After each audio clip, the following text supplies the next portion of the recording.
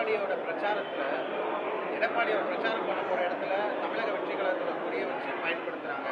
அவங்க கூட்டணிக்கு புள்ளையார் சொல்லி போட்டாச்சுன்ற மாதிரி அவர் சொல்லி பேசியிருக்காரு.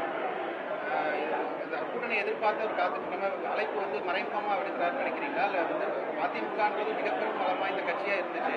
இப்போ தமிழக வெற்றி கழகத்தை கூட்டணிக்கு வரணும் அப்படின்ற மாதிரி அந்த விருப்பத்தை அவர் தான் இல்ல அவங்க கூட்டத்தில் எதுவும் அவங்களே கலந்துக்கிறாங்கன்னு நினைக்கிறாங்க. தெரியாதுங்க. அவர் எதுக்கிட்டு நானும் பார்த்தேன் அந்த டிவியில் யாரோ ஒரு கோடியோ 2 கோடியோ மேலே யாரோ 2 பேரும் ஆட்டிக்கிட்டு இருந்தாங்க. அது தாவே ஆள் ஆட்டினாங்களா இல்லை அதிமுக ஆளே வச்சுட்டு ஆட்டினாங்களா இல்லை யாராவது குசும் பண்ணுறக்கா 2 பேரும் கூட 2 ஆட்டினானா யார் ஆட்டினான்னு எனக்கு தெரியாது.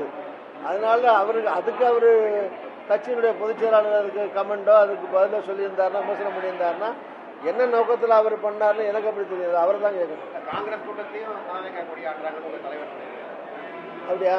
அதுதான் வேலை எங்கள் ஆள் ஆட்டுறாங்கன்னா இல்லை அவங்க ஆளே ஆட்டுறாங்கன்னா இல்லை இடையில போது எவனும் ஆட்டுறாங்கன்னா அது தெரியல எனக்கு. ஏங்க 2 கோடியை கூட்டத்தில் ஆட்டிட்டா கூட்டணி இருந்துச்சுன்னு அர்த்தமா? யாரு போய் ஆட்டினாலும் சரிதான். அது யாரோ விஷமம் பண்ணுறாங்கன்னு தெரியுது. என்னை பொறுத்த வரைக்கும் யாரோ அது எல்லா கட்சி கூட்டத்திலையும் போய் 2 கோடியை பிடிச்சி ஆட்டுறாங்கன்னா இது எதோ விஷமத்தனமா யாரோ பண்றாங்க, விளையாட்டு பண்றாங்கன்னு அர்த்தம்.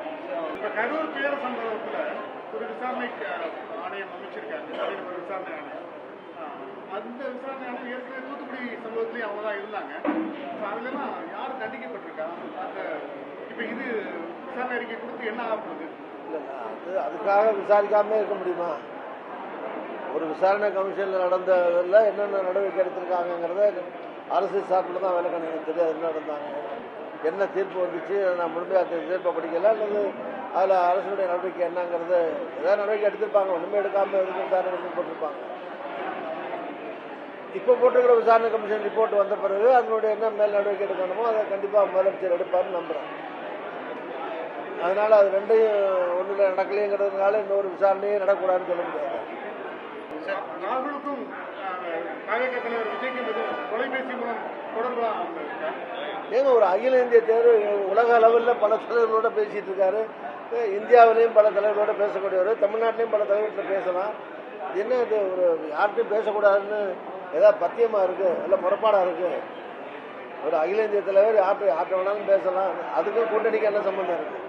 கூட்டணி வேற, சாதாரணமாக நலம் விசாரிக்கிறதோ பேசுறதோ ஒரு துக்கம் விசாரிக்கிறதோ ஒரு துக்கத்தில் நடந்த நிகழ்ச்சி பற்றி விசாரிக்கிறதோ சாதாரணமாக ரொட்டீனாக அரசியல் தலைவருடைய ஒரு பண்பாட்டான நாகரிகமான தலைவர் செய்கிற வேலை. அதுக்கும் அரசியலுக்கு சம்மந்தம் கிடையாது.